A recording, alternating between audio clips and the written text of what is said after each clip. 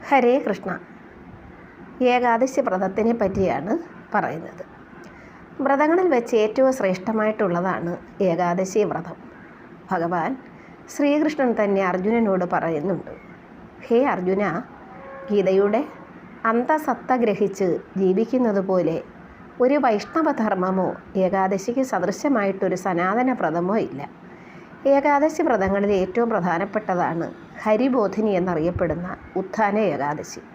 ഭഗവാൻ നാരായണൻ ഉറക്കത്തിൽ നിന്നും ഉണർന്നെഴുന്നേൽക്കുന്ന ഉത്ഥാന ഏകാദശി സുദിനത്തിൽ വ്രതമനുഷ്ഠിച്ചാൽ മേരുതുല്യമായ പാപങ്ങൾ പോലും നശിക്കുമെന്ന് സ്കന്ധപുരാണത്തിൽ വ്യക്തമാക്കുന്നുണ്ട്. സ്നാനജപാദികൾ ചെയ്യുക, ഹരികഥ നടത്തുക, കഥകൾ കേൾക്കുക, വളരെയധികം പൂക്കൾ കൊണ്ടും കർപ്പൂര ചന്ദനാദികൾ കൊണ്ടും വിഷ്ണുവിനെ പൂജിക്കുക, ശംഖിൽ വെള്ളമെടുത്ത് വിഷ്ണുവിന് അർഘ്യം നൽകുക, വിഷ്ണു പ്രസാദത്തിനായി ഗുരുവിന് അന്നവസ്ത്രാദികൾ നൽകി പൂജിക്കുക തുടങ്ങിയവയെല്ലാം ഹരിബോധിനി ഏകാദശിയോടൊപ്പം അനുഷ്ഠിക്കേണ്ടതാണ്. ഇങ്ങനെ ഏകാദശി വ്രതം അനുഷ്ഠിക്കുന്നവരുടെ സർവ്വ പാപങ്ങളും തീർന്ന് പരമസായുജ്യം ലഭിക്കുമെന്ന് പത്മപുരാണത്തിൽ വ്യക്തമാക്കുന്നുണ്ട്.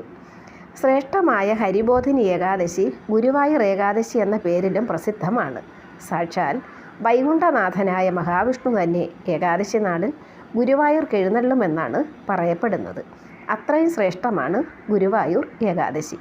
ആഷാഢ മാസത്തിലെ, അതായത് കർക്കിടക മാസത്തിലെ ശയന ഏകാദശി നാളിൽ പാലാഴിയിൽ അനന്തമേൽ പള്ളി കൊള്ളുന്ന മഹാവിഷ്ണു കാർത്തിക മാസത്തിലെ, അത് വൃശ്ചിക മാസം വെളുത്തപക്ഷ ഏകാദശിക്കാണ് ഉണർന്നെഴുന്നേൽക്കുന്നത്.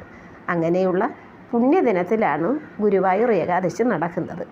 ദശ ഏകാദശിയുടെ അന്ത്യയാമത്തിൽ മഹാവിഷ്ണുവിനെ ഉണർത്തുന്നതിനുള്ള പ്രാർത്ഥന സ്കന്ധപുരാണത്തിലുള്ളത് ഇങ്ങനെയാണ്: ഉത്തിഷ്ടോ ഉത്തിഷ്ട ഗോവിന്ദ, ഉത്തിഷ്ട ഗരുഡധ്വജ, ഉത്തിഷ്ട കമലാകാന്ത, ത്രൈലോക്യം മംഗളം കുരു.